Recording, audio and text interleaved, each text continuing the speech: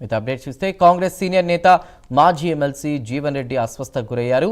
ఈ నేపథ్యంలో ఆయన హైదరాబాద్లోని నిమ్స్ ఆసుపత్రికి తరలించారు. జీవన్ రెడ్డికి ఫుడ్ పాయిజన్ అయిందని కుటుంబ సభ్యులు తెలిపారు. తెల్లవారుజాము నుంచి జీవన్ రెడ్డి తీవ్ర అనారోగ్యానికి గురయ్యారని, దీంతో ఆయన వెంటనే నిమ్స్ ఆసుపత్రికి తరలించారని చెప్తున్నారు.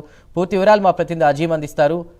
అజీం, కాంగ్రెస్ సీనియర్ నేత జగిత్యాల మాజీ ఎమ్మెల్యే మాజీ మంత్రి జీవన్ రెడ్డి అస్వస్థతకు గురయ్యారు. దీంతో జీవన్ రెడ్డిని సాయంత్రమే హైదరాబాద్ కి తీసుకొచ్చినట్టు కూడా కుటుంబ సభ్యులు తెలుపుతారు. అయితే మొన్న రాత్రి జీవన్ రెడ్డికి ఫుడ్ పాయిజన్ అయినట్టు కూడా ఏదైతే కుటుంబ సభ్యులు తెలుపుతారు. సో ఈ నేపథ్యంలో మొన్న రాత్రి ఏదైతే అక్కడ జగిత్యాలలోని హాస్పిటల్లోనే గ్లూకోజ్ ట్రీట్మెంట్ చేసినప్పటికీ కూడా ఇంకా జీవన్ రెడ్డి పరిస్థితి సెట్ కాకపోవడంతో జీవన్ రెడ్డిని ఏదైతే నిన్న సాయంత్రమే హైదరాబాద్ తీసుకొచ్చి ఒక ప్రైవేట్ హాస్పిటల్లో జాయిన్ చేసినట్టు మాకు తెలుస్తుంది. అయితే కుటుంబ సభ్యులు మాత్రం ఇటీవలే పొలిటికల్ గా కొంత స్ట్రెస్ ఎక్కువగా అయ్యింది జీవన్ రెడ్డికి. సో ఈ స్ట్రెస్ వల్ల కూడా ఈ అనారోగ్యానికి గురవడం జరిగిందని చెప్పి కూడా కుటుంబ సభ్యులు అయితే చెప్తున్నారు. సో ఏదేమైనా ప్రస్తుతం జీవన్ రెడ్డి హైదరాబాద్ ప్రైవేట్ హాస్పిటల్లో టెస్టులు జరుగుతున్నాయి. ఈ టెస్టుల అనంతరం జీవన్ రెడ్డికి సంబంధించినటువంటి ఆరోగ్యానికి సంబంధించినటువంటి వివరాలు కూడా బయటకు వచ్చేటువంటి అవకాశం ఉంది. సో మొన్నటి నుంచే ఏదైతే ఫుడ్ పాయిజన్ అయ్యి వామిటింగ్స్ విరోచనాలు ఏదైతే అవుతున్నట్టు కూడా కుటుంబ సభ్యులు తెలియజేయడం కూడా జరిగింది. సో ప్రస్తుతానికి అయితే ఆ విరోచనాలు వామిటింగ్స్ వచ్చాయి కానీ ఇంకా జీవన్ రెడ్డి ఇంకా స్టేబుల్ గా లేరు, కాస్త ఆరోగ్య పరిస్థితి నిలకడగా లేదు, కొంత వీక్ గానే ఉన్నారు అని చెప్పి కుటుంబ సభ్యులు తెలుస్తారు. సో మరి కాసేపట్లో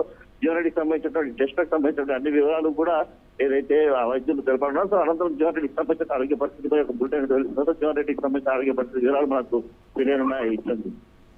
రైట్ అజీం, థ్యాంక్ యూ.